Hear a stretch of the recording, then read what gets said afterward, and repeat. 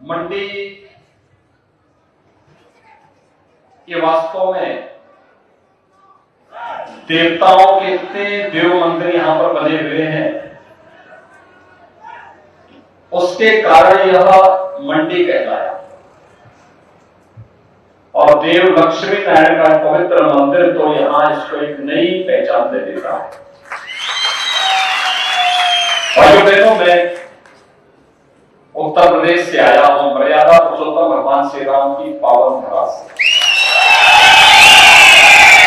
आपने देखा होगा,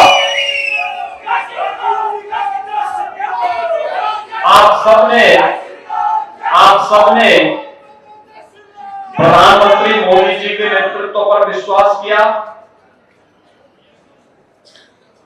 आप सबकी भावनाएं उत्तर प्रदेश के साथ जुड़ी, तो 500 वर्षों के लंबे संघर्ष के बाद अयोध्या में भगवान श्री राम का भव्य मंदिर निर्माण का काम कर रहा है। भाइयों बहनों,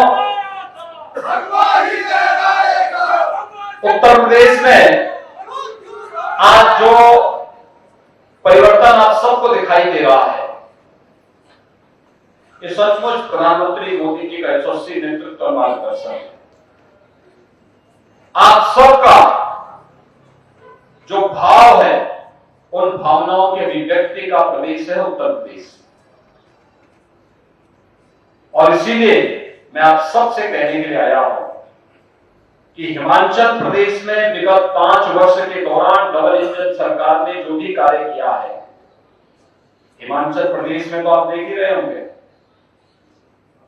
वैश्विक मंच पर भी भारत की प्रतिष्ठा बढ़ी है। आज से 8 साढ़े 8 वर्ष पहले भारत दुनिया के अंदर एक पिछड़ों राष्ट्र कहा जाता था, दूसरे का अनुसरण करने वाला, और दुनिया के छोटे बड़े देश भारत को हुक्म जमाते थे, आंखें दिखाते थे। विगत 8 साढ़े 8 वर्ष के दौरान प्रधानमंत्री मोदी जी के नेतृत्व में हुआ परिवर्तन वैश्विक मंच पर भारत एक नेतृत्वकर्ता के रूप में दिखाई दे रहा है। भारत नेतृत्व करता है। दुनिया के अंदर कोई ऐसी घटना नहीं जिसमें भारत के बगैर उस समस्या का समाधान का कोई बारे में सोच भी सके। हर मामले में भारत का हस्तक्षेप और भारत का नेतृत्व आज अपरिहार्य हो चुका है। ये भारत की यशस्वी नेतृत्व को प्रदर्शित करता है। और यही तो मैं कहने के लिए आया हूं, योग को वैश्विक मान्यता मिलना,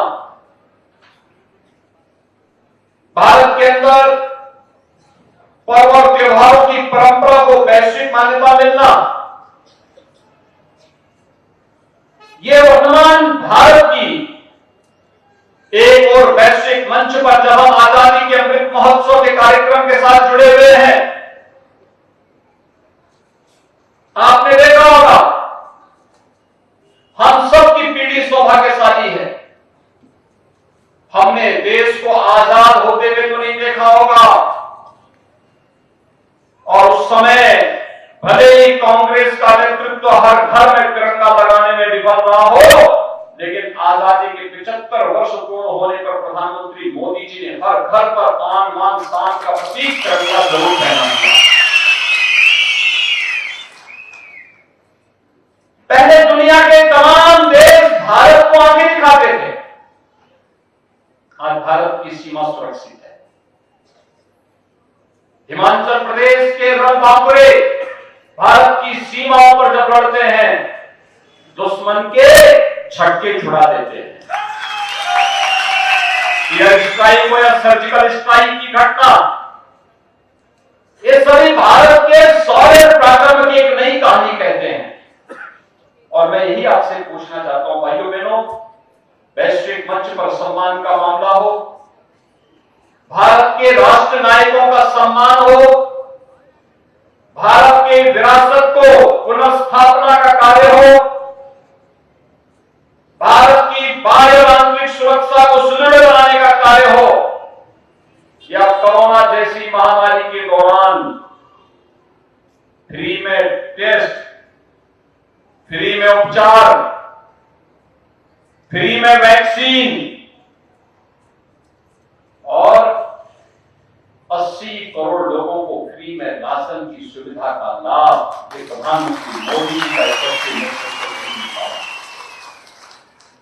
भाइयों बहनों, मैं पूछना चाहता हूं, क्या कांग्रेस की सरकार होती और दुर्भाग्य से कोरोना आ गया होता तो क्या फ्री में टेस्ट हो पाता?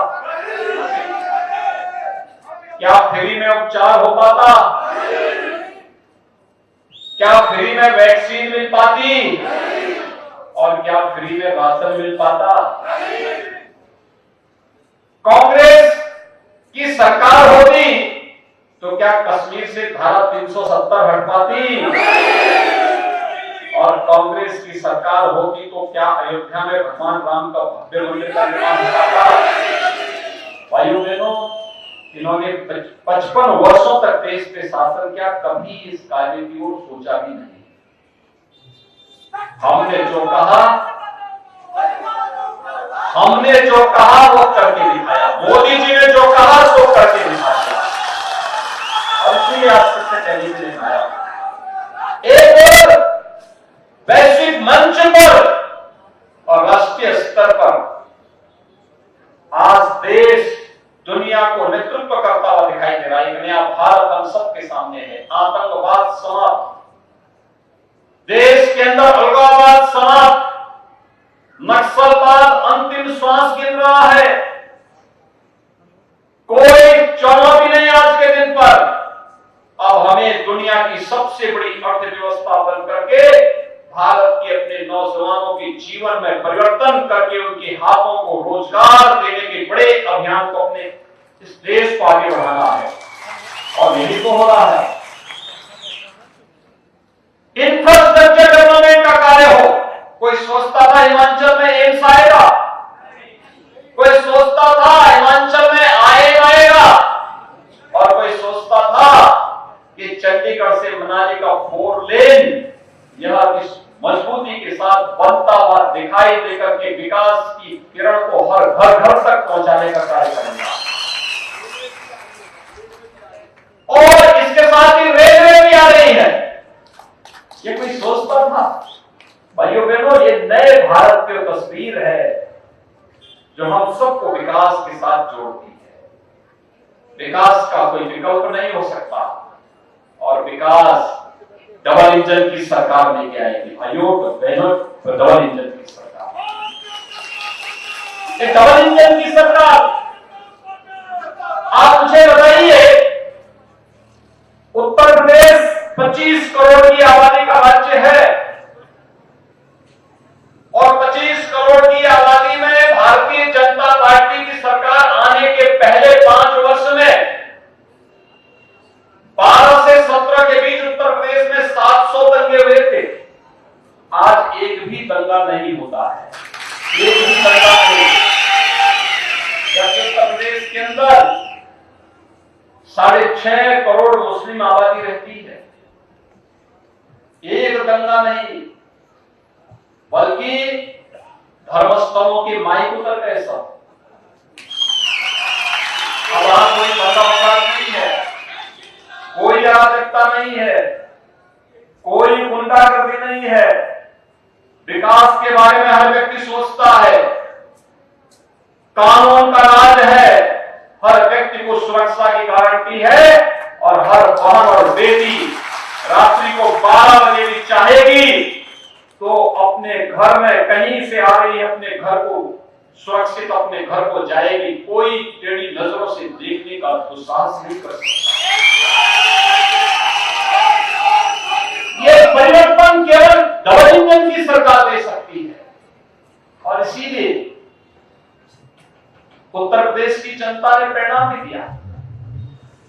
पहली बार उत्तर प्रदेश में हुआ कि कोई मुख्यमंत्री आजादी के बाद 5 वर्ष का कार्यकाल पूरा करके फिर से जनता के द्वारा चुन करके भेजा जा रहा हो। वही वो पहली बार हो रहा है, तो उत्तर प्रदेश में पहली बार हुआ है। हिमाचल प्रदेश में तो हर बार रिपीट होता था। चेंज होता रहता था, लेकिन उत्तर प्रदेश में पहली बार हुआ और जनता इस बात को जानती है कि कांग्रेस का हाथ माफियाओं के साथ।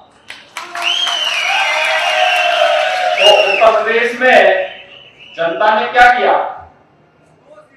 403 में से कांग्रेस को केवल 2 सीट दी। 403 विधानसभा सीट है उत्तर प्रदेश में, कांग्रेस को मिली है 2। राम नाम सत्य है, केवल भी 4 आदमी चाहिए और इसलिए आप सबको है भाइयों बहनों, जिस धरती पर भगवान राम, भगवान कृष्ण ने जन्म लेकर के पवित्र किया हो, जिस धरती पर मां गंगा और यमुना का आशीर्वाद साक्षात बरसता हो, उस उत्तर प्रदेश की धरती से कांग्रेस का सफाया हो चुका है। देवभूमि में इन लोगों के लिए कोई जगह नहीं होनी चाहिए, कोई जगह नहीं होनी चाहिए। और फिर भारतीय जनता पार्टी नेतृत्व ने मंडी को पूरा सहयोग और समर्थन दिया है। विगत 5 वर्ष के दौरान ठाकुर जयराम जी के नेतृत्व में जिस मजबूती के साथ हिमाचल एक नई विकास की यात्रा पर आगे बढ़ा है, इस यात्रा में हम सबकी जिम्मेदारी बनती है, हम भी साक्षी बने। और इसीलिए उत्तर प्रदेश से आज मैं सीधे आपके बीच आया हूं भाइयों बहनों। श्री पूरन चंद ठाकुर जी के समर्थन में और मैं भाइयों बहनों इस अवसर पर यहाँ के वर्तमान विधायक श्री जवाहर ठाकुर जी का अभिनंदन करूंगा कि वे श्री पूरन चंद ठाकुर को आशीर्वाद देने के लिए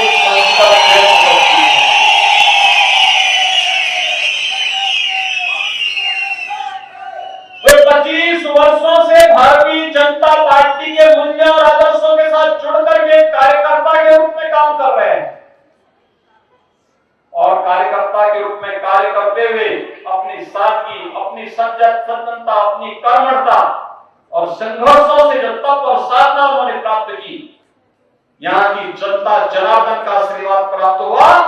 2017 में विधायक बने और विधायक बनने के बाद जब नेतृत्व ने कहा कि इस बार से पूरन चंद ठाकुर को अवसर मिलना चाहिए, वे सहसा तैयार हुए, उन्होंने आशीर्वाद देने के लिए कहा। और ऐसे ही कार्यकर्ताओं से भारतीय जनता पार्टी का गठन हुआ है। भारतीय जनता पार्टी ऐसे कार्यकर्ताओं के दम पर दुनिया का सबसे बड़ा राजनीतिक दल बना है। और मैं इसीलिए जवाहर ठाकुर जी का हृदय से अभिनंदन करता हूं और भाइयों बहनों में आप सबसे अपील करूंगा, चुनाव के समय हम बहुत समय नहीं दे सकते, अनेक सभाएं करनी होती हैं, आपको भी कार्य होगा, प्रत्याशी को भी तमाम लोगों से संपर्क करना होगा। चुनाव के दौरान बहुत कम हो पाता है कि प्रत्याशी हर घर पहुंच जाए,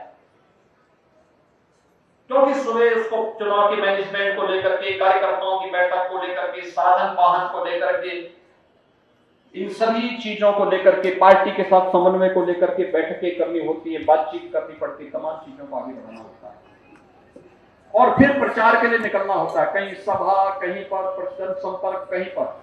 और इसलिए मैं आप सबसे अपील करूंगा कि चुनाव के दौरान आप में से हर व्यक्ति को पूरन चंद ठाकुर बनना पड़ेगा।